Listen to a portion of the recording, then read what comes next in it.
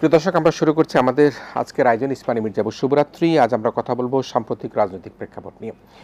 প্রিয় দর্শক, আপনারা নিশ্চয়ই দেখতে পাচ্ছেন যে নির্বাচন কমিশন ত্রয়োদশ জাতীয় নির্বাচনের রোডম্যাপ ঘোষণার পর থেকে আমরা কিছুটা উত্তপ্ত অবস্থা দেখতে পাচ্ছি দেশের রাজনীতিতে, এবং সে বিষয়ে নিয়ে কথা বলবার জন্য আজকে আমাদের সাথে অতিথি হিসেবে রয়েছেন বিএনপির কেন্দ্রীয় কমিটির সমাজ কল্যাণ বিষয় সম্পাদক ও সাবেক ছাত্রনেতা জনাব কামরুজ্জামান রতন রয়েছেন আমাদের সাথে। আমাদের সাথে তারা যে অতিথি পেয়েছেন দৈনিক আমার দেশের ব্যবস্থাপনা সম্পাদক সিনিয়র সাংবাদিক জনাব জাহেদ চৌধুরী রয়েছেন আমাদের সাথে। আমরা দুজনকে স্বাগত জানাই।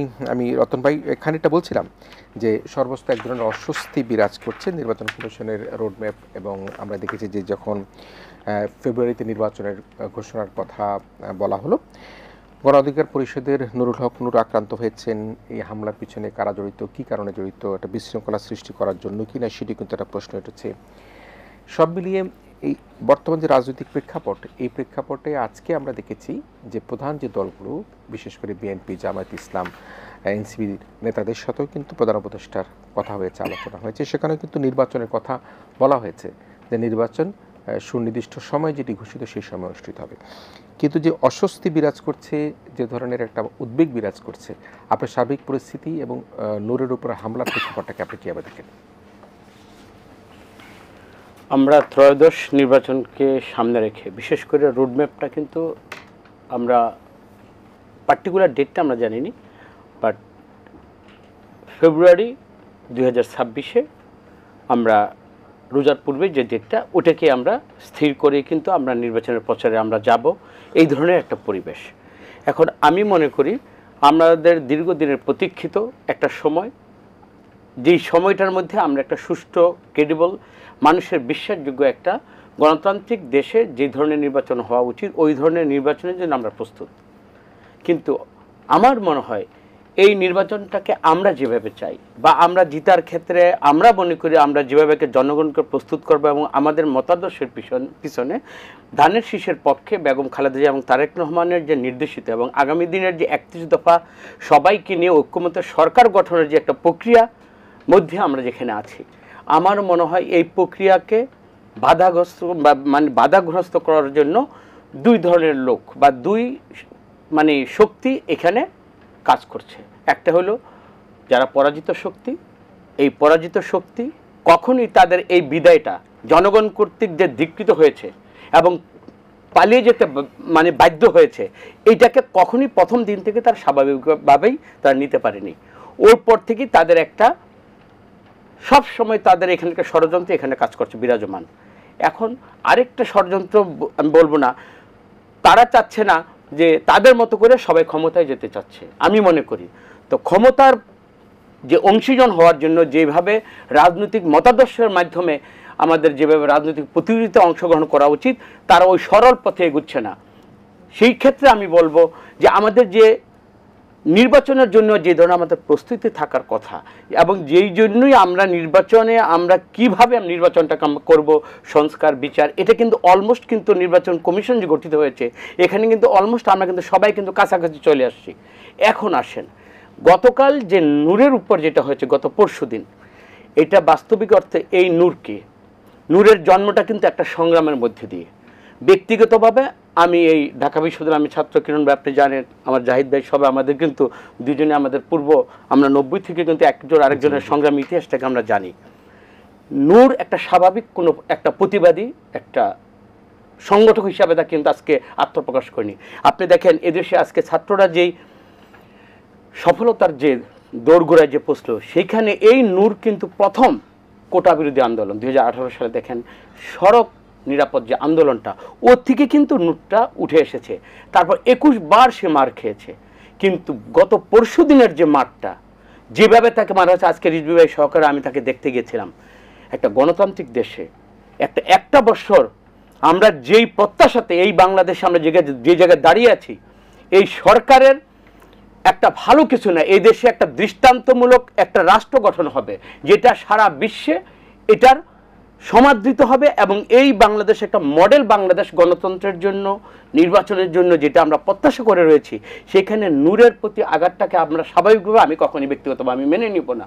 ওর আগের দিনে কিন্তু ওর সাথে আমার পারিবারিক সম্পর্ক আছে। আজকে একটা কথা বলি, যেদিন 5ই আগস্ট এই সরকারের ফ্যাসিস্টের পতন হলো, ওর ওয়াইফ প্রেগনেন্ট ছিল।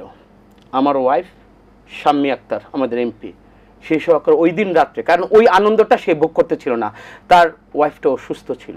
আমার ওয়াইফ কিন্তু তার যে বাসায়, ওই বাসায় আমরা গেলাম, আমরা দেখে আসি। মানে ওর প্রতি ফিলিংসটা আমার এভাবে দেখেন, ওকে যেভাবে মারা হয়েছে সবাই একটা প্রশ্ন করছে যে আগে তো মেরেছে কারা আর এবার মারলো কারা, কেন মারলো? সবাই কিন্তু একটা জিনিস, মারার কারণটা কি, মেরেছে কারা এবং মারার কারণটা কি, এই রহস্যের মধ্যে আমাদেরকে যেতে হবে। কিন্তু এটা যদি আপনি সহজভাবে নেন, আমার মনে হয় এই বাংলাদেশের মানুষের, রাজনীতিবিদদের এবং এই দেশের কপালে কিন্তু দুর্গতি ছাড়া কিছুই থাকবে না। নূরের, আমি এইখান থেকে আপনার মাধ্যমে বলছি, এই নূর যতবার মার খেয়েছে, এই মার খাওয়াটাকে এটা স্বাভাবিক না। এবং ও যে বেঁচে আছে এখন পর্যন্ত, এটা কিন্তু কোনো রাজনীতি, সে তো অন্ধকার জগতের কোনো লোক ছিল না। অন্ধকারের মধ্যে এমন না যে নূরকে দেখা যাচ্ছে অন্ধকারের মধ্যে সেইভাবে মানে বোবা গরুর মতো তাকে এভাবে মানে ফালিয়ে তবে এইভাবে তাকে মারতে হবে, এটাকে কোনো স্বাভাবিকভাবে নেওয়া যাবে না। এবং এর মধ্যে আমি জেনেছি সরকার তাকে বিদেশি চিকিৎসার জন্য বলবে, এটার উদ্ঘাটন করতে হবে কারা কিভাবে জড়িত। আমি দেখেছি, আপনারা সবাই জানেন সেনাবাহিনী জড়িত। সেনাবাহিনী তো আমাদের এই ভূখণ্ডের সার্বভৌম, তাদের ভূমিকার কারণেও কিন্তু 5ই অগাস্ট কিন্তু আমরা দেখেছি জেনারেল ওয়াকার সাহেব তারা কিন্তু ভূমিকা নিয়েছিলেন জনগণের পক্ষে, জনগণের বিপক্ষে কিন্তু তারা দাঁড়ায়নি। আজকে 1 বছর পরে নূরের মতো একটা গণ অধিকার পরিষদের সে জাতির জন্য কথা বলে, গণতন্ত্রের জন্য কথা বলে, দেশের মাতৃকার জন্য যে তার সুউচ্চ কণ্ঠে যে বুলন্দ আওয়াজটা উঠায়, সেই নূরের এই কারণটা জানতে হবে এবং কারা জড়িত। কোনো ব্যক্তি 2-1 স্বার্থে পুরো সেনাবাহিনীকে দোষারোপ করা যাবে না। এবং সেনাবাহিনীর তাদের নিজেদের মানে স্বার্থেই সেনাবাহিনীর যে সংগ্রাম এবং সেনাবাহিনীর প্রতি সারাম বা দেশের মানুষের যে ঐতিহ্য এবং যে বিশ্বাস, এই বিশ্বাসের জন্য গুটি 2-1 যারা জড়িত, আমরা ইতিমধ্যে নাম শুনেছি, তাদের এই ফাইন্ডিংস দিয়ে এটার মূল উদ্ঘাটন করতে হবে এবং অতি দ্রুত এই নূরকে বিদেশে উন্নত চিকিৎসা করে আল্লাহ যেন ওকে সুস্থভাবে আবার বাংলাদেশের জন্য, গণতন্ত্রের জন্য কথা বলতে পারে। এইটা আমাদের সব এই সরকারের। আজকে আরেকটা কথা বলি, এই সরকারকে একটা কথা বলতে চাই, জনপ্রিয়তার কিন্তু স্থায়ী কোনো রূপ নেই। আর এই যে ক্ষমতার যে খুঁটিগুলোর চেয়ার, এটাকে পার্মানেন্ট ভাবার কোনো কারণ নেই। এদেশে কিন্তু অনেক জনপ্রিয় লোক তার ব্যর্থতার কারণে এবং জনগণের কাছে যে দায়িত্ববোধ, এই দায়িত্ব পালন করার ব্যর্থতার কারণে কিন্তু তাদের নিগৃহীত না, তাদেরকে কিন্তু এই সমাজে অনেকভাবে কিন্তু তাদেরকে কিন্তু একিউজ করে কিন্তু জনগণ কিন্তু তাদের কিন্তু ভবিষ্যতে কাঠগড়ে দাঁড়া করায়। আমি জানি না এই সরকার নিজেদেরকে কি মনে করে এবং এই ধরনের ব্যর্থতার কোনো বেড়াজালে বা ব্যর্থতাকে সামনে এনে নির্বাচন পিছানোর কোনো ছলচাতুরি জনগণ মেনে নেবে না। এটাই আমি আপনার মাধ্যমে এটা বলতে চাই, নূরের বিচার, নূরের উন্নত চিকিৎসা এবং এই ধরনের কোনো প্লট করে ভবিষ্যতে আর যেন কোনো রাজনৈতিক কর্মী এবং স্বাভাবিক কোনো মবের মাধ্যমেও আমরা চাই না এই বাংলাদেশের অস্থিতিশীল করে এই অস্থিতিশীল পরিবেশের জন্য নির্বাচন হবে না, এই ধরনের একটা ধোঁয়াশা তৈরি করার জন্য আমার মনে হয় কাউকে কোনো ষড়যন্ত্রকারীরা থেমে নেই। সুতরাং সমস্ত ছিদ্র পথগুলো নির্বাচন না করার জন্য যতগুলো ষড়যন্ত্র, যতগুলো ছিদ্র এই ষড়যন্ত্রকারী চাচ্ছে, সবগুলো কিন্তু বন্ধ করে দিয়ে এবং এটাকে শক্ত হাতে, সেই ক্ষেত্রে আমি বলি বাংলাদেশের মানুষের একটা কথা আছে, ধারে কাটে ভারে কাটে, স্বরাষ্ট্র উপদেষ্টা, তার প্রতি বাংলাদেশের মানুষের কোনো কনফিডেন্স নাই। এটা আমি দ্ব্যর্থহীন কণ্ঠে আমি বলতে চাই। আমার মনে হয় এই ব্যাপারে জনগণের যেভাবে আস্থা আসে আইন প্রয়োগকারী সংস্থাকে ভয় পাইয়ে দেওয়ার মতো, ন্যায় বিচার প্রতিষ্ঠা করার মতো আমার মনে হয় আইন প্রয়োগকারী সংস্থা এবং বিচার বিভাগকে ওইভাবেই, সরকার যদি প্রতিবাদ জানায় আর নিন্দা প্রস্তাব করে, এটা তো সরকার না, সরকারকে দায়িত্ব পালন করে এই কালপিট যারা, তাদেরকে অচিরেই গ্রেপ্তার করে আইনের আওতায় এনে, প্রথমে আমি আবারও বলছি এর পিছনে কারণটা জানার জন্য জাতি খুব উদ্গ্রীব অবস্থায় আছে। জি জাহিদ ভাই, হ্যাঁ আসছেন, পত্রিকা অফিস থেকে আসছেন, নিশ্চয়ই হেডলাইন করে আসছেন আজকের, এবং সেই হেডলাইনে নিশ্চয়ই মাননীয় প্রধান উপদেষ্টার সাথে বিএনপি জামাত এনসিপি যে সাক্ষাৎ, সেই সাক্ষাতের প্রসঙ্গটি হয়তো সবচেয়ে বড় করে আসছে। বহুদিন পর সাবেক ছাত্রনেতা কামরুজ্জামান রতন ভাইয়ের একই ধরনের বক্তব্য শুনলাম, যেটি ঢাকা বিশ্ববিদ্যালয়ের বটতলায় বা অপরাজিত বাংলা অনেক শোনা গেছে, একইভাবে এরশাদ বিরোধী আন্দোলনের সময় রতন ভাইয়ের যে ভূমিকা, এটা তো সবাই জানে। আমি খুবই মুগ্ধ। একইভাবে ওনার সেই উচ্চারণ, সেই কণ্ঠস্বর আছে, শুধু আবহাওয়া একটু চেঞ্জ হয়েছে, এখন একটু দাড়িটা রাখা হয়েছে, ধর্মীয় অনুভূতি। নিশ্চয়ই রতন ভাই, আপনাকে দারুণভাবে ধন্যবাদ জানাই। আমরা যখন বিশ্ববিদ্যালয়ে ভর্তি হই তখন আপনার তুখুর ছাত্রনেতা ছিলেন এবং সেই নেতৃত্বের ক্ষুরধার আপনাদের মধ্যে এখনও আছে, জাতীয় রাজনীতি করছেন। আমি যাই যদি আপনার কাছে আসি, সেটি হচ্ছে আসলে নির্বাচন প্রসঙ্গে কিন্তু একটা বড় ধরনের ধোঁয়াশা দেখা যাচ্ছে, কালো মেঘ দেখা যাচ্ছে। এবং আমরা আজকে যখন 3টি দলের পক্ষ থেকে দেখা করা হয়েছে, মাননীয় প্রধান উপদেষ্টা প্রেস সচিব কিন্তু একটা বক্তব্য তিনি বলেছেন, মাননীয় উপদেষ্টা বরাত দিয়ে তিনি বলছেন ফেব্রুয়ারির প্রথমার্ধে নির্বাচন হবে, নির্বাচনের কোনো বিকল্প নেই, কেউ যদি বিকল্প নিয়ে ভাবে তা হবে জাতির জন্য উদ্বেগজনক। এটি প্রেস সচিব বলেছেন। জামাতের বক্তব্য আজকে যেটা ছিল, তারা বলেছেন যে পরিস্থিতি নিয়ন্ত্রণ না করা গেলে সুষ্ঠু নির্বাচন নিয়ে শঙ্কা প্রকাশ করেছেন। মির্জা ফখরুল যেটা বলেছেন, আমি 3টি বলে আপনাকে ছেড়ে দিচ্ছি। মির্জা ফখরুল মহোদয় যেটি বলেছেন, তিনি বলেছেন যে নির্বাচন বিলম্বিত করতে দেশে নানা ষড়যন্ত্র চলছে, যেটি রতন ভাই বলবার চেষ্টা করলেন, তবে তা ফলপ্রসূ হবে না। এই 3 ধরনের বক্তব্যের কথা বলছি। প্রধান উপদেষ্টা বলছে নির্বাচন হবেই, আর ষড়যন্ত্র চলছে মির্জা ফখরুল সাহেব বললেন, আর অন্যদিকে জামাতের পক্ষ থেকে বলা হলো যে বর্তমান পরিস্থিতি নিয়ন্ত্রণ করা না গেলে নির্বাচন হবে না। আপনার প্রত্যাশা এবং আপনার বিশ্লেষণ কি? আপনাকে ধন্যবাদ, রতন ভাইকেও ধন্যবাদ, আমার সহ আলোচক। তো আমি শুরুতে 30 সেকেন্ড সময় নেই নূরের উপর হামলার ঘটনাটি বলে, তারপরে আমি এই বিষয়টি নিয়ে বিস্তারিত আলোচনা করব, যদি আপনি সময় দেন। তো যেটা হলো যে নূরের উপর যে হামলার ঘটনাটি ঘটেছে, ওইটা আমরা ওই দিনই তাৎক্ষণিকভাবে এটা প্রায় 201 আমার মনে হয় যে মিডিয়া ওখানে উপস্থিত ছিল, টেলিভিশনের ক্যামেরা ছিল, নর্মাল ক্যামেরা ছিল, মোবাইল ফোন, এখন আপনি জানেন মোবাইল জার্নালিজম ব্যাপকভাবে পরিচিত, সুতরাং এতগুলো ক্যামেরার সামনে এই ঘটনাটি ঘটেছে।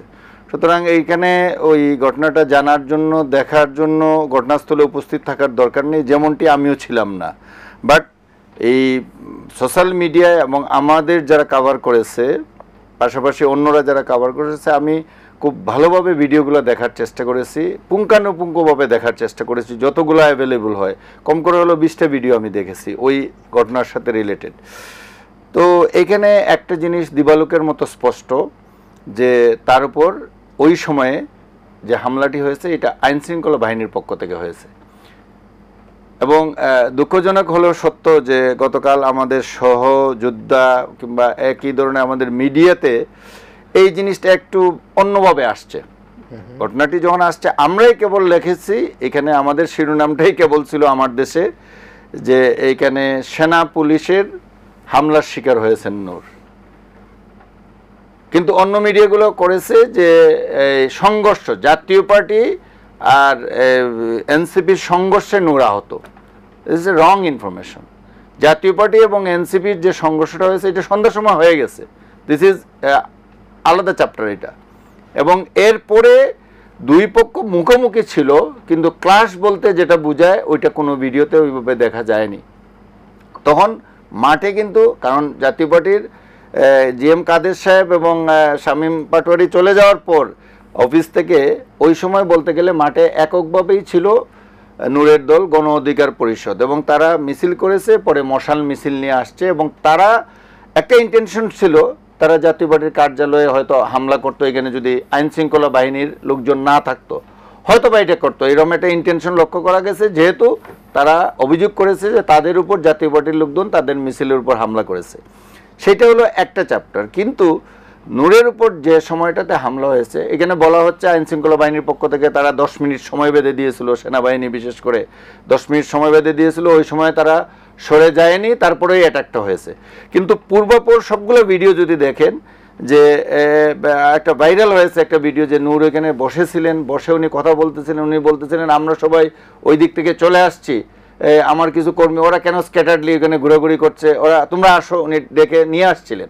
সুতরাং ওই সময় তারা কিন্তু অ্যাটাকিং কোনো মুডে ছিলেন না, আর নূর তো ছিলেনই না, উনি বসেছিলেন, উনি প্রেস ব্রিফিং করবেন, এবং পোডিয়ামের সামনে তার উপর অ্যাটাকটা হয়েছে। আপনি দেখেন প্রেস ব্রিফিংয়ের জন্য দাঁড়াবেন, এই পোডিয়ামের সামনে এইরকম একটা জায়গায় তাকে অ্যাটাক হয়েছে, লাঠি দিয়ে গুঁতা দিয়েছেন সেনা সদস্য, স্পেসিফিকলি এগুলো দেখা যাচ্ছে। এগুলো আমি বলার না বলার অপেক্ষা রাখে না, এগুলো স্বীকারের কোনো বিষয় আসে না।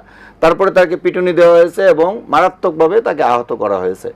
এবং আপনি জানেন যে তার নাকের হাড় ভেঙে গেছে, তার চোয়াল ভেঙে গেছে, তার চোখের ক্ষতি হয়েছে, এবং সারা গায়ে তো অসংখ্য লাঠির আঘাত তার পড়েছে। তো এটা কি আসলে ওই মুহূর্তে এটা প্রয়োজন ছিল? আমি বলবো না। একজন সাংবাদিক হিসাবে যে একটা মুভের মধ্যে পড়ে, রতন ভাই যেমনটি বলছিলেন, যদি এটা অন্ধকারে ঘটতো একরকম ঘটনা ছিল, এটা যদি দুই পক্ষের সংঘর্ষের মাঝখানে গিয়ে ঘটতো তাহলে একরকম ছিল। আপনি যখন একটা সিচুয়েশন কন্ট্রোলে চলে আসছে, তখন আপনি কিছু লোক গ্যাদার করেছিল, তাদেরকে ডিসবার্স করার জন্য যতটুকু শক্তি প্রয়োগের দরকার ছিল তার চেয়ে অনেক বেশি শক্তি প্রয়োগ হয়েছে। This is loud and clear.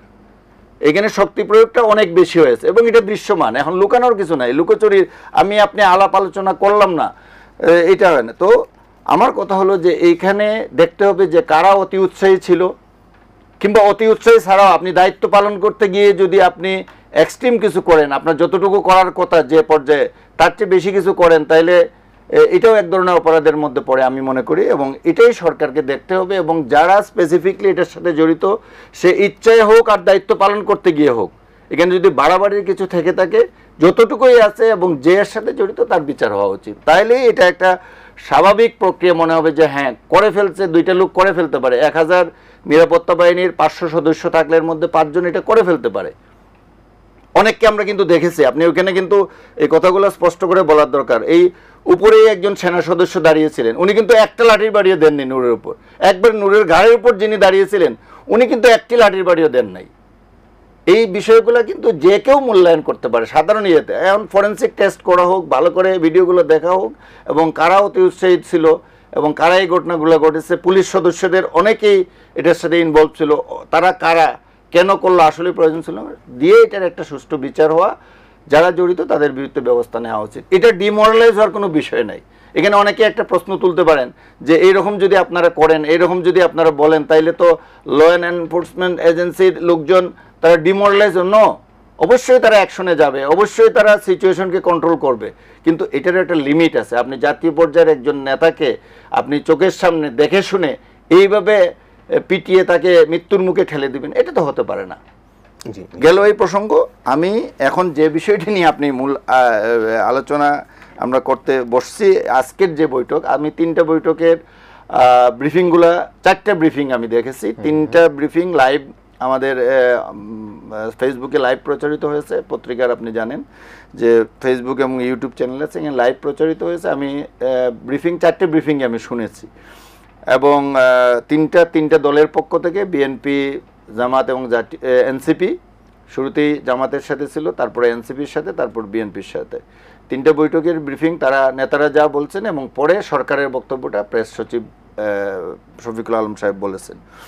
এখানে আজকের আলোচনার বিষয়ের মধ্যে কয়েকটা পয়েন্ট যদি আমি বলি, এখানে আমার কাছে যেটা মনে হয়েছে, এটা সরাসরি কেউ না বললে যে আজকে আলোচনার কি এজেন্ডা ছিল, কিন্তু আমার কাছে যেটা মনে হয়েছে 2টো এজেন্ডা ছিল।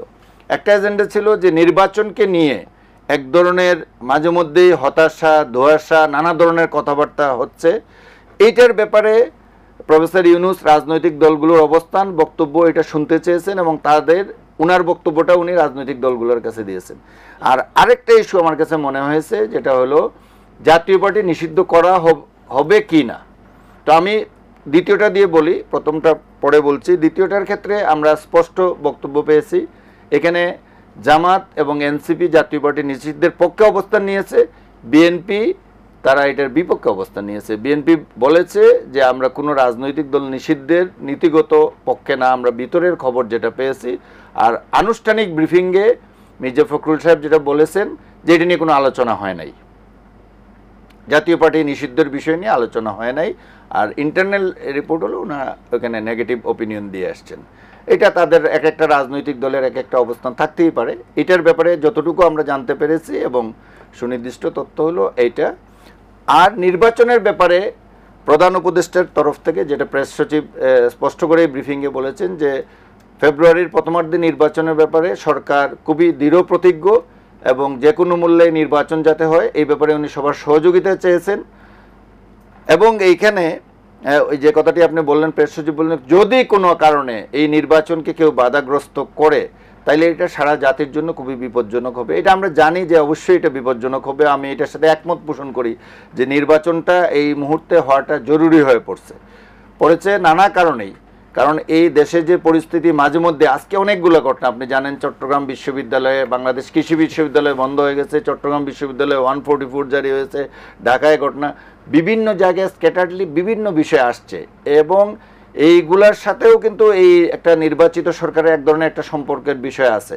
মনে হচ্ছে যে আপনি প্রশাসন অ্যাডমিনিস্ট্রেশনকে ওই পর্যায়ে আপনি মোবিলাইজ করতে পারছেন না, এরকম বিষয় সেগুলো মনে হচ্ছে। তো এইখানে জাতীয় পার্টির ক্ষেত্রে এটা অবস্থান, আর নির্বাচনের ক্ষেত্রে অবস্থানটা, সরকারের অবস্থানটা স্পষ্ট।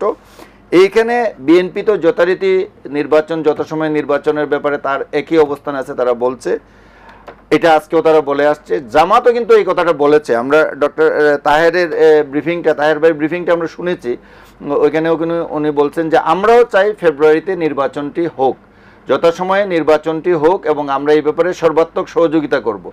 তবে ওনাদের বেশ কিছু তবে আছে জামাতের। তবের মধ্যে মূল বিষয় যেটা নিয়ে জামাতের সাথে বিএনপির বিরোধ, যে পিআর পদ্ধতির নির্বাচন, আর বিএনপি বলছেন না পিআর পদ্ধতিতে না, যে প্রক্রিয়া আছে সংবিধানে এখন যেভাবে নির্বাচনটা আছে এইভাবে।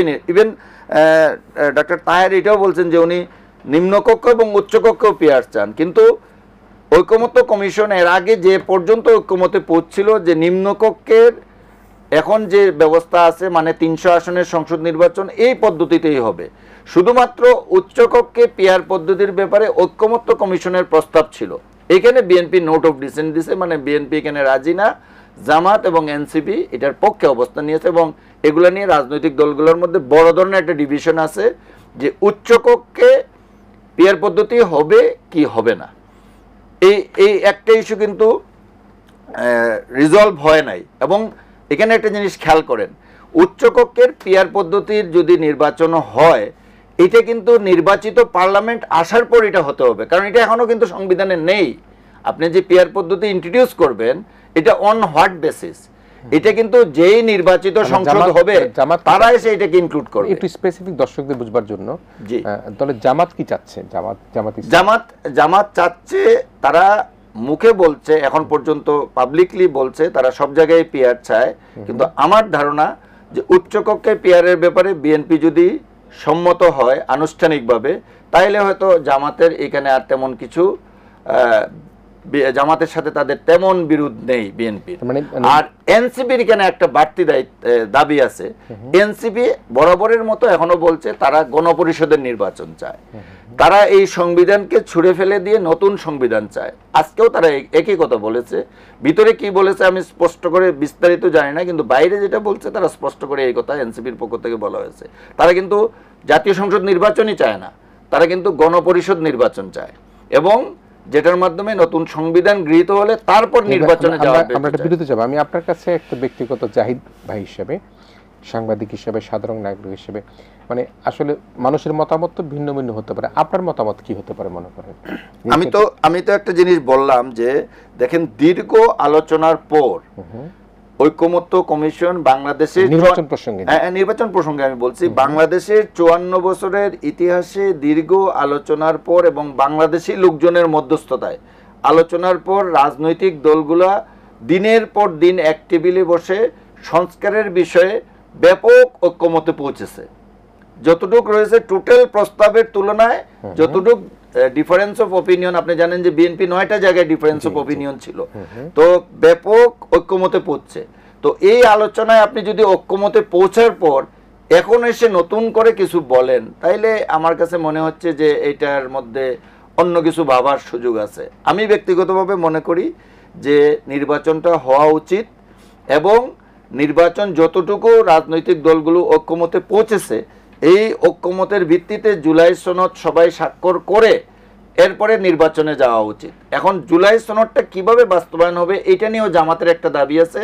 তারা প্রথমে বলছিল এটার আইনি ভিত্তি দিতে হবে, মানে প্রেসিডেন্ট তার অর্ডিন্যান্সের মাধ্যমে এটাকে একটা আইনের মর্যাদা দিবেন। অর্ডিন্যান্স হয় আপনি জানেন পার্লামেন্ট না থাকলে, তো অর্ডিন্যান্স জারি করবেন, তারপরে যাতে বিএনপি এসে এটা বাস্তবায়ন করে। আর বিএনপি বলছিল আমরা যে সনদ স্বাক্ষর করব এটাই অর্ডিন্যান্সের চেয়ে অনেক উঁচু মানের, কারণ এটা জাতির কাছে আমরা কমিটমেন্ট করছি এবং আমরা এটা বাস্তবায়ন করবো। আপনি দেখছেন যে তারেক রহমান সাহেব গতকাল অথবা পরশুও এটা রিইটারেট করছেন যে আমরা যা প্রতিশ্রুতি দিব সনদের ব্যাপারে, সংস্কারের ব্যাপারে, অবশ্যই আমরা এটা বাস্তবায়ন করবো। এবং আমার বিশ্বাস যে এটা ওই অনেকে এটার কাউন্টার হিসেবে যেটা বলছেন যে 90 সালের সাথে তুলনা করছেন, যে 90-এ 3 জোটের রূপরেখায় যা ছিল, পরে তো বিএনপি ক্ষমতায় আসছিল, বিএনপি তখন এটা বাস্তবায়ন করে নাই। তখন কিন্তু এই রূপরেখাটা এইভাবে এত ব্যাপক আলোচিত হয়ে সরকারি মধ্যস্থতায় জাতির সামনে এইভাবে আসেনি। তখন একটা বসে 3 দলের একটা ইয়ে ছিল এবং কিছু বাস্তবায়িত হয়েছে, কিছু হয় নাই, তার বাইরে অনেক কিছু হয়েছে। কিন্তু এখন এটা বিএনপির পক্ষে, এটা যদি আইন হয় কিংবা আইন না হয়, আমার মনে হয় যে এগুলা বিএনপির পক্ষে এটাকে অ্যাভয়েড করার কোনো সুযোগ নাই। তবে পাশাপাশি এই কথাও বলবো, ওই যে 90-এর কথা মানুষ স্মরণ করে, একটা আস্থার অভাব আছে রাজনৈতিক দলগুলোর প্রতি, দেশের সাধারণ মানুষেরও এখানে একটা আস্থার অভাব আছে। এটা যদি চায় তাহলে অর্ডিন্যান্স করেও এটা যেতে পারে, এটা বিএনপির খুব একটা আপত্তি করার কিছু নেই। কিন্তু এনসিপি যেটা বলছে গণপরিষদের নির্বাচনের পরিবেশ অবস্থা, এটা আমার মনে হয় যে এই সুযোগটা এনসিপি হারিয়ে ফেলছে।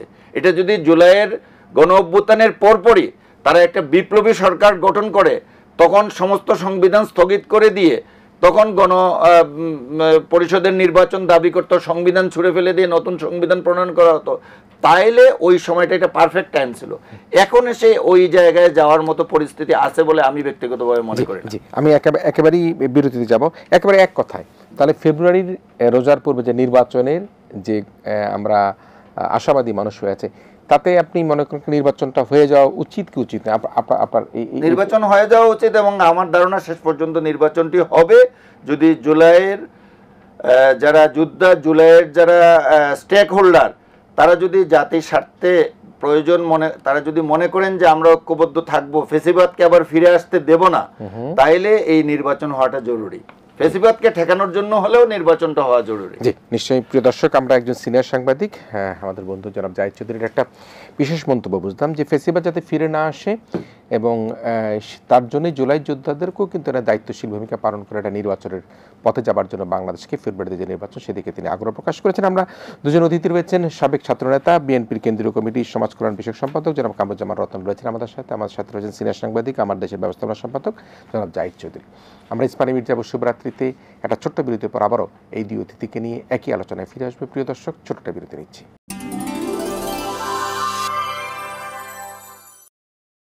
ইস্পানি মির্জা শুভরাত্রিতে আমরা আবারও ফিরে এসেছি। আমরা কথা বলছিলাম সাম্প্রতিক রাজনৈতিক প্রেক্ষাপট নিয়ে। আমাদের সাথে অতিথি হিসেবে রয়েছেন বিএনপির কেন্দ্রীয় কমিটির সমাজ কল্যাণ বিষয়ক সম্পাদক, সাবেক ছাত্রনেতা জনাব কামরুজ্জামান রতন রয়েছেন, সিনিয়র সাংবাদিক, দৈনিক আমার দেশের ব্যবস্থাপনা সম্পাদক জনাব জাহিদ চৌধুরী রয়েছেন আমাদের সাথে। দর্শক, আমরা জাহিদ ভাইয়ের কাছ থেকে একটা বিষয় স্পষ্ট হলাম, সেটি হচ্ছে সকল ধরনের ফ্যাসিবাদ মোকাবেলা করবার জন্য একটা জাতীয় নির্বাচনে যে প্রেক্ষাপট তৈরি হয়েছে সেই প্রেক্ষাপটের দিকে এগিয়ে যাওয়া দরকার। তবে এখানে কিছু হয়তোবা সব পক্ষকে কিছু ছাড় দেওয়া, সব পক্ষের মধ্যে থেকে যে মতবিরোধ রয়েছে সেগুলো দূর করার কথাও কিন্তু তিনি এখানে বলেছেন। আমি রতন ভাই আপনার কাছে একটু আসতে চাই। জনাব তারেক রহমান কিন্তু প্রতিদিনই কোথাও না কোথাও কারো না কারোর সাথে আলাপ আলোচনা করেন, এবং তিনি নানা দিক নির্দেশনা দেন, তার নেতা কর্মীদেরকে ধৈর্য সহকারে সব কিছুকে কাজ করবার জন্য অনুরোধ করেন।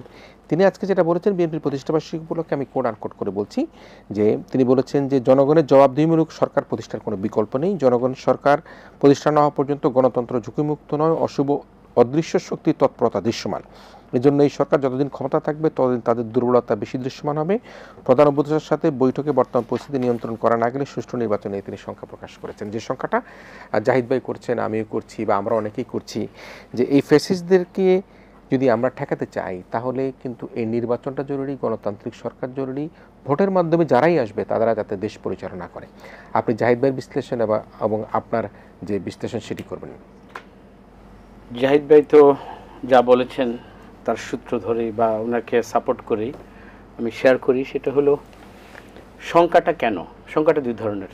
প্রথমে আমি বলেছি যারা ফ্যাসিস্ট পালিয়ে গিয়েছে তাদের, যারা জেলখানায় আছে এবং তাদের লুণ্ঠিত যে টাকা লক্ষ হাজার কোটি টাকা, এবং তাদের জেলের যে শাস্তি, এবং ধারাবাহিকভাবে যারা বিগত সরকারের বিভিন্নভাবে সরকারকে টিকিয়ে রাখার জন্য বিভিন্ন অর্গানিক যে অর্গানগুলিতে যারা সচেষ্ট এবং ক্রিয়াশীল ছিল, সবাই কিন্তু তাদের একটা অন্ধকার একটা ভবিষ্যৎ এবং জেলখানার জীবন দেখেন। ধারাবাহিকভাবে কিন্তু এক একটা জায়গায় কিন্তু একটা লোক কিন্তু ধরা পড়ছে, কেউ নির্বাচন কন্ডাক্ট করার ক্ষেত্রে, কেউ গুম খুনের কারণে, এবং নির্বাচনের মাধ্যমে এই প্রশাসন, এই বাংলাদেশটাকে এইভাবে জালেমের শাসন প্রতিষ্ঠিত করতে সারা বাংলাদেশে কিন্তু তার কিন্তু একটা এই 18 লক্ষ বাংলাদেশের নির্বাচন কন্ডাক্ট করার জন্য যারা জড়িত ছিল, আইন প্রয়োগকারী সংস্থা, বিচার বিভাগ, কোথায় তাদের লোক ছিল না? আপনি দেখেন এই সরকারের 23 জন উপদেষ্টা বা তার সাথে আরও 50 জন বা 100 জন তারা নতুনভাবে দায়িত্ব নিয়েছে। তারা কাদেরকে নিয়ে এই দায়িত্বটা পালন করছে? তারা তো 100 জন, কিন্তু ওই যে আওয়ামী পাপিষ্ঠদের বিভিন্ন জায়গায় যে লোকগুলো আছে সবাইকে কি আমরা চেঞ্জ করতে পেরেছি? এই সরকার পারেনি তো। সুতরাং তারা কখনই আরেকটা গণতান্ত্রিক সরকার, যে সরকারের কাছে জনগণের প্রত্যাশা যেটা পূরণ হবে, আপনি দেখেন আজকের এই সরকার, সেইখানে এই সরকার যে মানুষের প্রত্যাশা পূরণ করতে পারবে না, ইতিমধ্যে কিন্তু ব্যবসায়িক ক্ষেত্রে কিন্তু একটা ব্যাংকিং সেক্টরে কিন্তু একটা হতাশা নেমে আসছে যে কোন সরকারের আন্ডারে আমরা ইনভেস্ট করব। আপনি সেখানে বিনিয়োগের ক্ষেত্রে ব্যাংকিং সেক্টরে কিন্তু চরম, কিন্তু ব্যাংকে চুরি বন্ধ করেছে, ব্যাড লোন যেগুলো আছে এগুলো দেওয়া বন্ধ করেছে, কিন্তু ব্যাংক কিন্তু সচল না, ব্যবসায়ীরা কিন্তু কেউ সন্তুষ্ট না। আমাদের সাথে এক গাড়ি ব্যবসা আছে, সে বলে যে মাসে যেইখানে আমার 100টা গাড়ি বিক্রি হতো এখানে 2টা গাড়ি বিক্রি হচ্ছে না। আপনি প্রতিটা জায়গায় দেখেন দোকানদার, মানে প্রতিটা জায়গায় মানুষ কিন্তু ভালো নেই। তো এইভাবে তো রাষ্ট্র চলবে না, তো আমরা তো ভিখারির ঝুলি আমরা হাতে নেব। এই জন্য কিন্তু আমরা কিন্তু এই দেশটা এইভাবে রক্ত দিয়ে স্বাধীন করিনি। আমার মনে হচ্ছে সরকারের উচিত এবং সব দলকে ছাড় দিয়ে নির্বাচনের ক্ষেত্রে ঐক্যমতে আসতে হবে আমাদেরকে। এখন আমরা পিয়ার পদ্ধতি বা আমরা যতগুলো পদ্ধতি সামনে এনে মানে এই যে পরিষদ নির্বাচনের নামে মানে যতগুলো নতুন এখন ডিফিকাল্টিস তৈরি করে নির্বাচনকে প্রলম্বিত করতে চাচ্ছে, এটা কখনোই উচিত হবে না। আমার মনে হয় নূরের হামলার মধ্যে দিয়ে আমি একটা দেখেন, নূর কিন্তু এই যে আজকে যত আমাদের এনসিপির নেতৃবৃন্দ আছে সবাই কিন্তু আমরা অনেকভাবে অনেক কিছু কথা বলি। নূরকে আমি দেখেছি, আমি যেটা জানি প্রায়শই তারেক রহমানের সাথে সবসময় যোগাযোগ রাখতেন, এনসিপির সমস্ত নেতৃবৃন্দগুলো যোগাযোগ রাখতেন। আমার মনে হয় এই বাংলাদেশ জাতীয়তাবাদী দল, বেগম খালেদা, তারেক রহমান এবং জামাতি ইসলাম, আমি মনে করি যারা স্টেক হোল্ডার এবং জনগণ যাদেরকে আগামীতে ক্ষমতায় দেখতে চায়, এই মানুষগুলোর মধ্যে ছাড় দিয়ে এবং সবাই অংশীজনের মধ্য থেকে কিন্তু ক্ষমতাটা কে আসবে সেটা জনগণের উপর ছেড়ে দেওয়া উচিত। এবং আমার মনে হয় ভোটের রাজনীতিতে ভোট চুরির ক্ষেত্রে যেটা হয়েছে আমরা 3 বছর দেখেছি, ভোট দেওয়ার জন্য মানুষের যে আগ্রহ উৎসাহটা সেটা তৈরি করতে হবে এবং ভোটের রেজাল্ট ঘোষণা করার পরে যে দল আসবে সবাই কিন্তু ওই দলকে কিন্তু সবাইকে নিয়ে কিন্তু আগামীতে দেশটা চালাতে হবে। যেটা আমার জাতীয়তাবাদী দল সবাইকে নিয়ে আমাদের যে দফা 31 দফার মধ্যে কিন্তু সবাইকে নিয়েই কিন্তু দেশটা চালাতে চায়। এই জন্য কিন্তু তারেক রহমান প্রতিদিন কিন্তু এই একই স্বপ্ন উনি দেখছেন এবং সবাইকে এই স্বপ্নটাই দেখাচ্ছেন।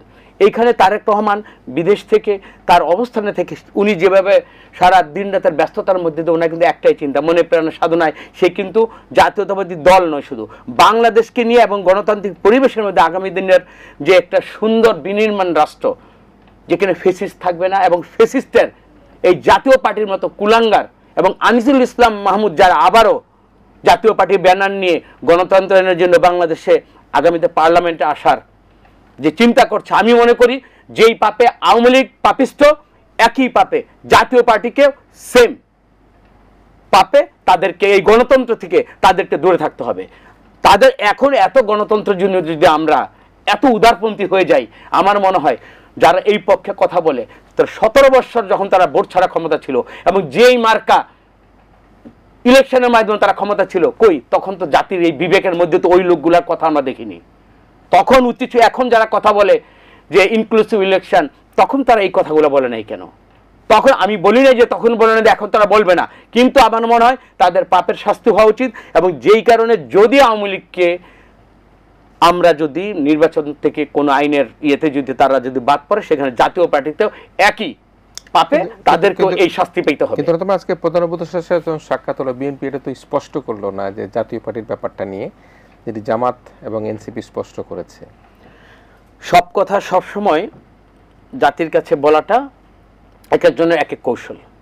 নিশ্চয়ই এই আওয়ামী লীগকে এবং জাতীয় পার্টিকে ছাড় দেওয়ার কোনো মানসিকতা, প্রথম হলো মানসিকতা এবং নৈতিকতা, কোনোভাবেই এই পাপিষ্ট এই দুই দলকে কখনো বিএনপি ছাড় দেবে এটা আমার মনে হয় না। হয়তো তারা ডিসক্লোজ করেছে জাতির সামনে, হয়তো কৌশলগতভাবে এই মুহূর্তে তারা অন্যভাবে নিশ্চয়ই চিন্তা আছে এই কিভাবে জাতীয় পার্টি আওয়ামী লীগ যদি আমি জানি যে তারা শাস্তির আওতায় চলে আসছে, হয়তো আমি পাবলিকলি এটা আমি বলিনি, কিন্তু আমি যদি জানি তাদের এই দুর্ভোগটা পোহাতে হবে, আমি বললাম না। এটা আমার মনে হয় কৌশলগত কারণে মির্জা ফখরুল বা আমাদের যারা প্রতিনিধি আছে, আমার মনে হয় এই কারণে হয়তো। কিন্তু অবশ্যই আওয়ামী লীগ এবং জাতীয় পার্টির প্রশ্নে বিএনপির যে চিন্তা, তারাও একইভাবে একই পথের পথিক দুটি দলই, এটি কি মনে করা হয় কিনা? আমার মনে হয় এখানে কোনো ক্ষেত্রেই আমাদের এখানে দ্বিধাদ্বন্দ্ব হবে না। তবে এই ক্ষেত্রে আমি একটা জাহিদ ভাইয়ের সাথে আমি একটা ছোট্ট একটা উদাহরণ দিই, সেটা দেখবেন ছোট বাচ্চাদের যখন আমরা ঘুমাচ্ছে না তখন তাকে একটা ভয় দেখে, এই ঘুমা, এই ভূত আসছে, এই ঝিঝি পোকা ডাকতেছে। আমার মনে হয় এই আওয়ামী লীগ মাঝে মাঝে হাসিনা উপাস থেকে একটু কিছু বলার চেষ্টা করে না, তখন দেখেন সবাই ঐক্যমত হয়ে যায়। দেখেন গোপালগঞ্জে যখনই ওইখানে একটা পরিবেশ সৃষ্টি হয়েছে তখন ওই দিনই কিন্তু সবাই বসে গেছে। আমার মনে হয় আমরা একটু ঢিলে দেওয়া বা আমরা সবাই বোধহয় নিজেরাই সর্বে এরকম একটা ভাব চলে আসছে। আমার মনে হয় হাসিনা যেটা করছে জনগণ এটা প্রতিরোধ করবে, কোনো সুযোগ নেই, বাট আমাদেরকে সতর্ক এবং মানসিকভাবে সবাইকে এক করে শেয়ারিং এর মধ্যে রাখতে হবে। তাহলে এটি হচ্ছে কি মুদ্রা কথা, সেটি হচ্ছে আওয়ামী লীগ এবং জাতীয় পার্টিকে দেশের মানুষ যেভাবে একই সূত্রে বিবেচনা করে, বিএনপিও একইভাবে বিবেচনা করে, এবং সবাই মনে করে কিন্তু এই দুটি চক্রই কিন্তু দেশে এই গত 3টি নির্বাচনকে তারা অবৈধতার মাধ্যমে তারা নির্বাচিত করবার চেষ্টা করে। এবং দেখেন এই যে নূর ওনার উপর যেটা হলো, সে কিন্তু স্পষ্ট বলেছে যে আওয়ামী লীগ এই সরকারের আমলে ইসকন দিয়ে কখনো করেছে, কখনো সত্যি বলে আনসার দিয়ে করেছে। আমার মনে হয় এই জাতীয় পার্টির এই পার্টি অফিসটাকে ইউজ করে, এবং জিএম কাদের কারা আপনি দেখেন ওরা যারা যারা ছিল সবাই তো আওয়ামী লীগের মানে শেখ মুজিবের ছবি লেগে তারা ইলেকশন করেছে 2024-এ। তো ওদের কাছ থেকে আমরা তো আওয়ামী লীগের এটা বি টিম না, এটা আওয়ামী লীগের জাতির কাছে একটা নিকৃষ্ট একটা দল। সুতরাং ওদেরকে আর আওয়ামী লীগকে আমরা আলাদাভাবে কখনোই দেখবো না। জি নিশ্চয়ই। জাহিদ ভাই, আমি আসলে এত আলোচনা করে ফেলছি, একটু বিরতি নিয়ে আপনার কাছে ফিরে আসবে, এবং আলোচনাগুলো কিন্তু মোরালেস একই রকম। আমি ভাই যেটি বলছিলেন আবার একটু জাতির কাছে স্মরণ করে দিতে চাই। আমরা দেখি যে পোস্টারের মধ্যে জাতীয় পার্টির প্রার্থীর পোস্টার, কিন্তু উপরে হচ্ছে গিয়ে বিশেষ ব্যক্তিদের ছবি, এবং সেটা তারা এটা না 3টা নির্বাচনেই দেখা গেছে। আপনি জানেন যে প্রথম নির্বাচনে জাতীয় পার্টির কি অবস্থান ছিল, পরের নির্বাচনে তারা তো সরকারেই যোগ দিয়ে দিল, তারা তো পুরোপুরি আওয়ামী লীগ সরকারেই ছিল, 4 জন মন্ত্রী তাদের ছিলেন না, আনিসুল ইসলাম মাহমুদ সহ, তো তারা তো সরকারের অংশ হয়ে গেছিল। ওই সময় তো বিরোধী দল বলে আর কিছু ছিল না, তো তারা তো আওয়ামী লীগ সরকারেই ছিল সরাসরি। তো এখানে তো আলাদা করে দেখার কোনো সুযোগ আছে বলে আমি মনে করি না। এবং আপনি জানেন যে সৈয়দ সিং যখন বাংলাদেশে এসে জোর দিয়ে, ওই সময় জেনারেল এরশাদ প্রয়াত, উনি ওই সময় ওই নির্বাচনটাতে যেতে চাচ্ছিলেন না, কিন্তু এই জিএম কাদের বলেন এবং তার এই দলের অন্য অনেক আনিসুল ইসলাম মাহমুদরা, তারা কিন্তু তাকে বাদ দিয়ে তাকে কিন্তু ইয়েতে পাঠিয়ে দিয়ে কি বলে সিএমএইচে জোর করে তুলে নিয়ে ওইখানে আটকে রেখে তাদের দলের অন্য লোকজনরা কিন্তু আওয়ামী লীগের সাথে নির্বাচনে গেছে। অ্যাড করি, লাস্ট ইলেকশনে জিএম কাদের ওয়াইফকে উত্তরাতে দেওয়া হলো, এবং তাদের দল কিন্তু আবার বিভক্ত হলো। কেন? যে আওয়ামী লীগ থেকে যত টাকা পেয়েছিল ওইটা নিয়েও তাদের বাগবাটোয়ারা। তার মানে এটা কি? তাদের ক্ষমতায় থাকা এবং এই যতগুলো পাপের জায়গা আছে ওগুলো শেয়ারিং এর মাধ্যমে কিন্তু তারা কিন্তু সেম বেনিফিশিয়ারির মধ্যে তারা কিন্তু রাষ্ট্রের মধ্যে ছিল। জি নিশ্চয়। দর্শক, একটা বিরতির পর আমরা সিনিয়র সাংবাদিক জাহিদ চৌধুরীর সাথে ফিরে আসবো, এবং একই সাথে আমাদের সাথে থাকবেন জনাব কামরুজ্জামান রতন। আমি একটা কথা মনে করিয়ে দিতে চাই, নিশ্চয়ই দুজন আলোচক আলোচনা করবেন। আসলে আমরা তো উপস্থাপক, আমরা অনেক কথা মনে আসলেও আমরা শুধুমাত্র লিঙ্ক করে দিই। আমাদের মনে থাকবার কথা, হোসেন মোহাম্মদ এরশাদ কিন্তু নির্বাচনের পরে বলেছে, আমি তো নির্বাচনের কাগজে ফর্মে সই করে নাই, আমি কিভাবে নির্বাচিত হয়ে গেলাম। যখন সিএমএইচে যিনি ছিলেন তিনি নির্বাচন ফর্ম পূরণ করা ছাড়া বা সই করা ছাড়া কিন্তু নির্বাচিত হয়ে গেছিলেন। উনি করলেন, উনি নির্বাচিত হলেন রংপুর থেকে। মানে আজীব একটা দেশ ছিল। জি নিশ্চয়ই। প্রিয় দর্শক, আমরা একই আলোচনা নিয়ে ফিরে আসবো আমাদের দুজন প্রিয় অতিথির সাথে। আমরা ইস্পানী মির্জা শুভরাত্রিতে শেষ বিরতি নিচ্ছি।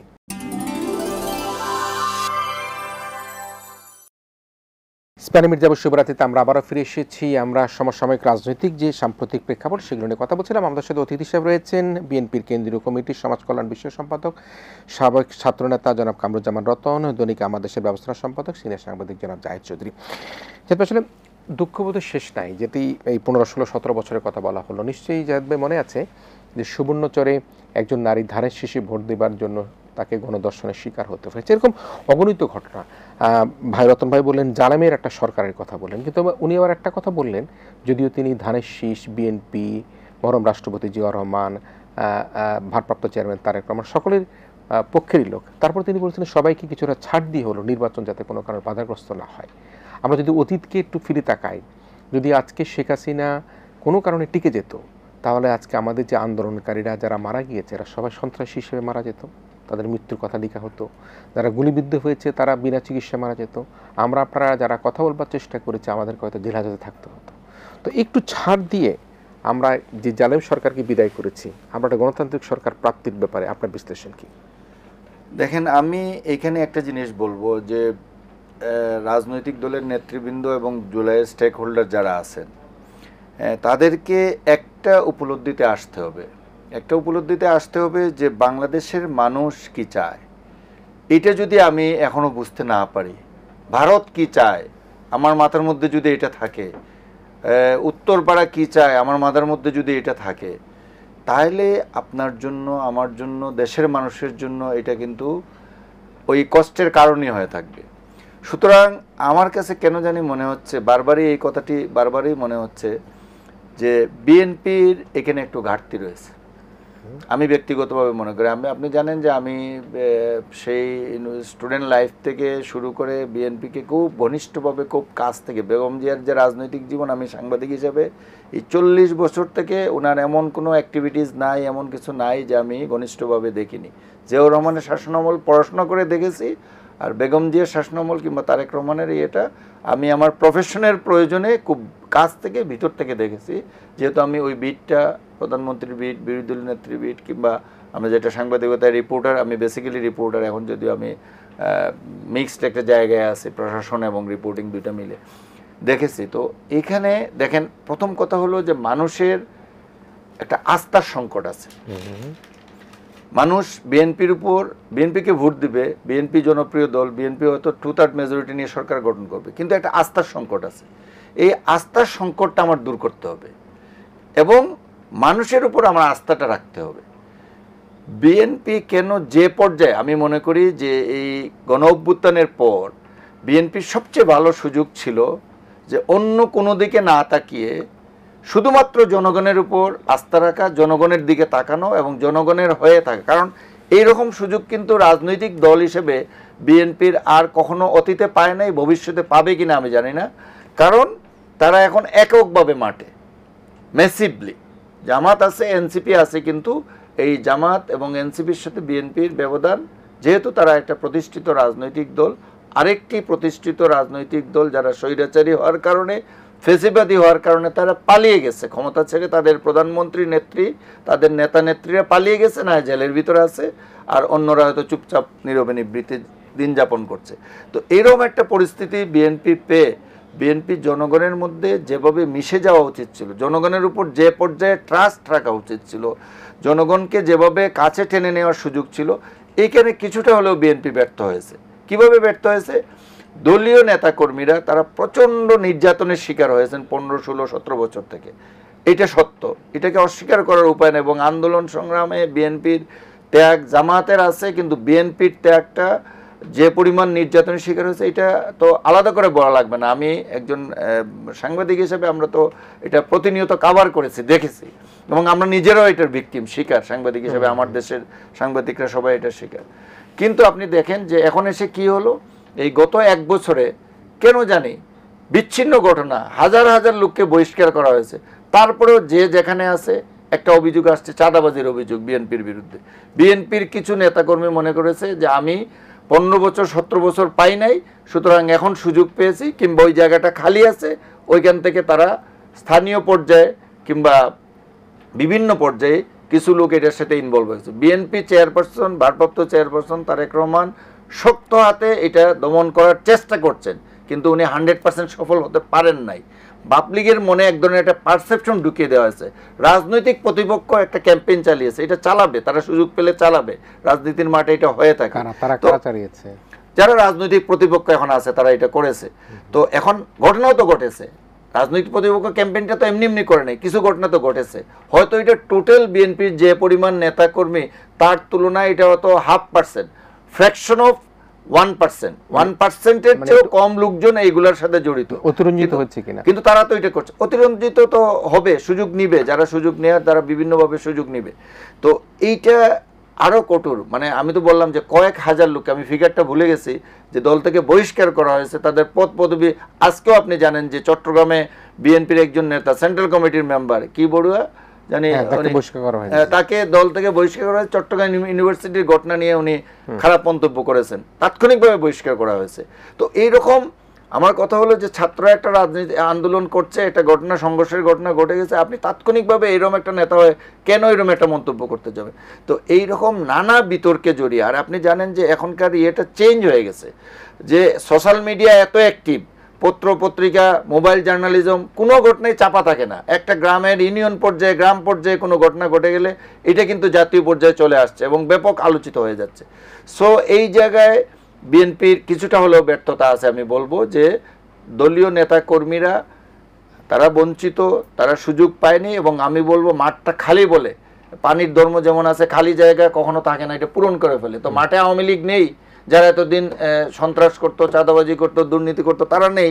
ওইখানে স্থানীয় নেতারা কেউ কেউ এই সুযোগটা নেওয়ার চেষ্টা করেছে, এবং প্রশাসন লুজ, প্রশাসনও তাদের মরাল নাই এদের বিরুদ্ধে ব্যবস্থা নেওয়ার। এইটা বিএনপির জন্য একটা দুর্ভাগ্যজনক ঘটনা, যে বিএনপির এটা হওয়া উচিত ছিল না। জিয়াউর রহমানের দলের জিয়াউর রহমান সততার প্রতীক হিসেবে বাংলাদেশের মানুষের মনে, এবং বেগম জিয়া বাংলাদেশের মানুষের মনে স্থান করে নিয়েছেন। তাদের সততার প্রতীক বললে, বাংলাদেশের একজন প্রেসিডেন্টের নাম করলে জিয়াউর রহমানের নাম বলা হয়। তার দলের এইরকম একটা ট্যাগ লেগে যাওয়া, এইরকম একটা অভিযোগ আসা, এটা দুর্ভাগ্যজনক। এটা বিএনপির নেতাদেরকে এইটা থেকে মুক্ত হতে হবে আরো কঠিন এবং কঠোর হয়ে। এটা গেল একটা জিনিস। আরেকটা জিনিস আমি বলি, পলিটিক্যাল কনসেপ্ট। বাংলাদেশের মানুষ ইসলামকে, ধর্মকে পালন করে, মানে এবং বিশ্বাস করে। আরেকটা বিষয় আছে কি, এই মুহূর্তে আপনি যদি বলেন, আমি বলবো জুলাই বিপ্লবের পর বাংলাদেশের মানুষের সেন্টিমেন্ট প্রচন্ড ভারত বিরোধী একটা মনোভাব বাংলাদেশের মানুষের মধ্যে, তরুণ প্রজন্মের মধ্যে বিরাজ করছে, যেটা আগে ছিল না। একসময় আপনি জানেন যে দীপুমণি, তৎকালীন পররাষ্ট্রমন্ত্রী, উনি বলেছিলেন, আগে আমরা বড় গলায় বলতে পারতাম না যে ইন্ডিয়ার সাথে আমাদের সম্পর্ক, ইন্ডিয়ার সাথে বন্ধুত্ব। এখন আমরা এমন একটা পরিবেশ সৃষ্টি করতে পেরেছি যে আমরা বড় গলায় বলতে পারি ইন্ডিয়া আমাদের ঘনিষ্ঠ বন্ধু, ইন্ডিয়া আমাদের সহযোগী। মানে প্রো ইন্ডিয়ান একটা পরিবেশ বাংলাদেশ সৃষ্টি, সেটাকে রিভার্স হয়ে এখন কিন্তু অ্যান্টি ইন্ডিয়ান সেন্টিমেন্ট বাংলাদেশে বিরাজ করছে। কিন্তু এই সময় এসে আমরা কি দেখলাম, যে বিএনপির প্রতি মানুষ মনে হয় যে তারা ইন্ডিয়ার সাথে একটা ভালো সম্পর্ক রেখে চলতে চায়। মানে মানুষের মনে এরকম একটা কনসেপশন আমার কাছে কেন জানি মনে হয়েছে যে এটা বিএনপি এইটার কারণে হয়েছে। আবার দেখেন যে প্রেসিডেন্টকে বাদ দেওয়ার ক্ষেত্রে বিএনপি একটা অবস্থান নিল, আজকে জাতীয় পার্টিকে বাদ দেওয়ার ক্ষেত্রে বিএনপির আরেকটা অবস্থান। এই সমস্ত নানা ঘটনাবলীর কারণে, এবং মাঝখানে এসে আমরা একসময় শুনলাম যে, মানে সরি টু সে, যে বিএনপির একবারে ভারপ্রাপ্ত চেয়ারম্যানের মুখ থেকেও এই কথা চলে আসলো যে বাংলাদেশে ইয়েদের অভয়ারণ্য হয়ে যাচ্ছে, কি বলে, ধর্মীয় গোড়াদের একটা অভয়ারণ্য হয়ে যাচ্ছে। আসলে তো বাংলাদেশে এটা না, বাংলাদেশের মানুষ এটা না। একটা দল হিসেবে জামাত কিংবা কেউ কারো বিরুদ্ধে যে কোনো ধরনের মন্তব্য থাকতে পারে, কিন্তু বাংলাদেশের মানুষ কখনোই ধর্মীয় গোড়ামিতে বিশ্বাস করে না। আর বিএনপি একটা মধ্যপন্থী দল, লিবারেল ডেমোক্রেট, বিএনপি মধ্যপন্থী দল হিসেবে বিএনপির অবস্থান আছে। তো বিএনপির অবস্থান তো বিএনপির জায়গায় আছে, কিন্তু তাই বলে বাংলাদেশের মানুষ ধর্মকর্ম বেশি করলে কিংবা জামাতের এখানে যদি এক্সপানশন হয়ে যায় নানা কারণে, তার অর্থ এই নয় যে বাংলাদেশ একটা ধর্মীয় গোড়ামির দেশে পরিণত হতে যাচ্ছে। তো এই বিএনপির উচিত ছিল কিংবা বিএনপির সুযোগ ছিল যে এই সমস্ত লোকদেরকে, এই তরুণ প্রজন্মের যারা প্রচন্ড ভারত বিরোধী এবং বাংলাদেশ প্রেমী, আমি খালি ভারত বিরোধী কথাটা বলবো না, যে বাংলাদেশের পক্ষের লোক। কেন শেখ হাসিনার 15 বছরের শাসন আমলে বাংলাদেশের এই তরুণ প্রজন্ম দেখেছে ভারত একের পর আমাদের কাছ থেকে একের পর এক সুযোগ সুবিধা নিয়েছে, যেটা শেখ হাসিনা নিজে বলেছেন যে আমরা সবকিছুই তাদেরকে দিয়ে দিয়েছি, কিন্তু বাংলাদেশকে তারা কিছুই দেয় নাই। স্বামী স্ত্রীর সম্পর্ক, রক্তের সম্পর্ক, নানা ধরনের, নানা সময় নানা ধরনের কথা বলা হয়েছে, রক্তের ঋণ, এই সেই। কিন্তু এইটা দেখার পর বাংলাদেশের মানুষ, তরুণ প্রজন্ম বুঝতে পেরেছে যে ভারত আমাদেরকে দেওয়ার জন্য আসে না, এটা শেখ হাসিনা নিজের মুখেই বলছেন, কিন্তু সবকিছু আমাদের কাছ থেকে নিয়ে গেছে এবং বারবার আমাকে বিপদগ্রস্ত করছে। আজ পর্যন্ত সীমান্তে তারা হত্যা চালিয়ে যাচ্ছে। আমাদের সাথে ট্রেডের ব্যাপারে যারা যা করেছে, বিভিন্ন বিপদে আপদে দেখা গেছে পেঁয়াজ বন্ধ করে দেয়, একসময় ডিম বন্ধ করে দেয়, একসময় এইরকম নানা ঘটনা ঘটেছে। সো বিএনপির সুযোগ ছিল এই পুরো সেন্টিমেন্টটাকে তাদের পক্ষে রাখা, কিন্তু এখানে কেন জানি মনে হয়েছে যে এখানে একটা গ্যাপ সৃষ্টি হয়েছে। এই অবস্থান থেকে বিএনপি, আমি বলি না বিএনপির রাইটিস্ট হবে, জি। বিএনপি তার সেন্ট্রাল জি। অবস্থানেই থাকবে, এটাই নিশ্চয়ই, বাংলাদেশের আমাদের মানুষের এক মিনিট কিন্তু সময় এখানে আছে, একটু একটা বিভ্রান্তির জি, সুযোগ সৃষ্টি রতন ভাই হয়েছে। শুনতে চাই। জি আমি এক মিনিটের, উনি তো অনেকগুলো কথা আমাদেরকে দলকে এক্সিস্ট করেছেন, তো আমাকে একটা এক্সপ্লেন দিতে হলে আমাকে সময় দরকার ছিল। প্রথমে আমি বলি, তারেক রহমান বিদেশে বসে আছেন, উনি কি করবেন? আমাকে শাস্তি দিবেন আমার অপকর্ম যখন দেখবে। আমি একটা মুন্সিগঞ্জ জেলার দায়িত্বে ছিলাম, আমি আপনাকে একটা হল অফ করে বলি অন রেকর্ডে, আমি মুন্সিগঞ্জ জেলার সেক্রেটারি থাকা অবস্থায় আমার গজারিয়া আমার বাড়ি প্লাস মুন্সিগঞ্জ আমার 3 আসন আমার বাড়ি, আমার একটা লোককে আমার হাত দিয়ে বহিষ্কার করতে হয় নাই। তো যে জায়গায় আমি দায়িত্বে, তারেক রহমান ওখান থেকে বলবে এই দলটা কি শুধু তারেক রহমান বেগম খালেদা জিয়ার? উনি অসুস্থ, তারেক রহমান দেশের বাইরে আছে। আমার দলের প্রতি যদি আমার কমিটমেন্ট থাকে, আমি যদি ইমানি দায়িত্ব নিয়ে যে যার জায়গায় যদি এইভাবে যদি আমি খুবই দায়িত্বশীল ভূমিকা পালন করতাম, আমার দলের প্রতি আমার এই ভালোবাসাটা থাকলে তারেক রহমান কেন আমাকে বহিষ্কার করবে? এত দীর্ঘদিন পরে আমি একটা দল একটা ভালো জায়গায় আসছি, আমি একটা নির্বাচনের জন্য মানুষের কাঠগড়ায় আমি যাব, তো ওইখানে যাওয়ার আগে যদি আমার ট্রেনিংটা করা হয়, আমি বলবো না যে বিএনপি একেবারেই এই ধরনের কোনো কাজ হয় নাই, কিন্তু ওইটার একটা এক্সপ্লেনেশন অবশ্যই আমাকে আছে, এই স্বল্প সময় আমি দিলাম না। কিন্তু আমি বললাম যে একটা হলো যে কিছু তো অবশ্যই হয়েছে, নাহলে কেন বহিষ্কার করলো? কিন্তু আবার পরিকল্পিতভাবে বিএনপিকে এই ট্যাগিংটা লাগানো হয়েছে, তার তকমাটা লাগানো হয়েছে। এটা রাজনৈতিক এখন যারা আমাদের প্রতিপক্ষ, তারা ভবিষ্যতে নির্বাচনে যেন একটা সুবিধাজনক অবস্থা একটা ক্যাম্পিং করে তারা যেন একটা বৈতরণী পার হতে পারে। আমি মনে করি ওই মানে কিছু ঘটনার সাথে বাকিটা আমাদেরকে ট্যাগিং করা হয়েছে, এটা আমাদের তকমা লাগানোর জন্য। আরেকটা কথা, যে ভারত, আমি কি আমার শত্রুতা, আমার দীর্ঘদিনের 17 বছরের যে কষ্টটা, বেগম একটা জলযন্ত্র একটা, উনি তো বেগম খালেদার সাথে আমরা দীর্ঘদিন সিএসএফ আমরা ছিলাম, ভাই তো কাজ করেছে, আমরা দেখেছি তো ম্যাডামের জিয়াউর রহমান আমলটা দেখেছে, ম্যাডামের সাথে আষ্টে পৃষ্ঠে ওনারা জড়িত ছিলেন। এই গণতন্ত্রের জন্য ম্যাডাম যা করেছেন, তাকে ওনার মতো একজন নেত্রীকে একটা পরিকল্পিত একটা মামলায় জেলে দিয়ে ওনাকে সারা জীবনের জন্য রাজনীতি থেকে নাই করে দিয়েছে। এটা কি স্যাক্রিফাইস না? এটা কে করেছে? এই গভর্নমেন্টের টিকায় রাখার স্বার্থে এই পার্শ্ববর্তী এই দেশটা সমস্ত কাজগুলোকে এটা আমরা ভুলে যাব? এখন যদি বলা হয় তারেক রহমান এটা বলেছেন, দক্ষিণপন্থী হয়ে যাচ্ছে, ভাইয়া আমাদের রাজনীতিটা অবশ্যই আমরা বলবো না, আমরা বলি না যে আমরা নেইবারটাকে আমরা কথায় বলে we can change our wife, not neighbour. আমরা তো বলি, তার মানে কি আমরা যুদ্ধ করবো না। ভারত যেই কারণে বাংলাদেশের মানুষের কাছে ঘৃণিত হয়েছে, ভারতকে ওটা থেকে উঠে আসতে হবে। আমরা তো কখনই ভারতের সাথে যুদ্ধ করতে যাব না। আমাদের সমমর্যাদার ভিত্তিতে আমাদের এই পার্শ্ববর্তী দেশের সাথে তারা আমাদেরকে সমমর্যাদা দিতে হবে, আমরা তাদের বন্ধুত্ব, এখানে প্রভুত্বের কোনো সুযোগ আমরা তাকে দেব না। এবং ওইখানে আমাদের পরবর্তীতে আমাদের যা যা করা দরকার সমতার ভিত্তিতে, মর্যাদার ভিত্তিতে আমরা যেটা করব, ইনশাল্লাহ বাংলাদেশের মানুষ সেটাকে অ্যাকসেপ্ট করবে। এবং ওই ধরনের অ্যাকসেপ্টেন্স নিয়েই আমরা ইনশাল্লাহ মানুষের দৌড় যাব। এবং আমরা আশাবাদী বেগম খালেদার কষ্ট, তারেক রহমান বিদেশ থেকে হলেও উনি দেশে আসবেন, এই সম্মিলিত আমাদের যে প্রচেষ্টা, এবং আমরা ভালো মানুষ, আমরা জাতির জন্য করতে চাই, দেশের জন্য করতে চাই, এইটার একটা প্রতিফলন আমরা ইনশাল্লাহ আগামী ইলেকশন আমরা দেখতে চাই। জি, নিশ্চয়ই আমরা চমৎকার আলোচনার জন্য দুজনকে ধন্যবাদ জানাই। নির্মল আলোচনা। সাংবাদিক জাহিদ চৌধুরী, তিনিও কিন্তু সুশাসনের লক্ষ্যেই কিন্তু অনেকগুলি কথা বলেছেন যেগুলি বিএনপিকে গুরুত্ব দেওয়া দরকার। এবং একই সাথে কামরুজ্জামান রতন ভাইও যেটি বললেন সেটিও কিন্তু একই কথা, যে যা হয়েছে তার চেয়ে বেশি অতিরঞ্জিত করবার চেষ্টা করা হয়েছে। একটি দল একটি প্রতিপক্ষ নির্বাচনী বৈতরণী পার হতে গেলে সে ধরনের চ্যালেঞ্জ থাকবে। তবে শেষ কথা, যেটা মোদ্দা কথা, সেটি হচ্ছে আমরা যদি আমাদের ঠিক নিকট অতীতকে যদি আমরা ভুলে যাই, আমরা যদি সেই জুলাই গণহত্যার কথা ভুলে যাই, আমরা যদি 15 বছরের সে দুঃশাসন জগদ্দল পাথরকে যে আমরা বুক থেকে সরাতে পারছি সেটা যদি আমরা ভুলে যাই, তাহলে কিন্তু প্রত্যেকটি রাজনৈতিক দল, আজকে বিএনপি বলি, জামায়াতে ইসলাম বলি, আজকে রাজনৈতিক শক্তি এনসিপি বলি, বাম দলগুলি বলি, ইসলামিক দলগুলি বলি, প্রত্যেকেই কিন্তু নিজের পায়ে নিজে কুড়াল দিবেন।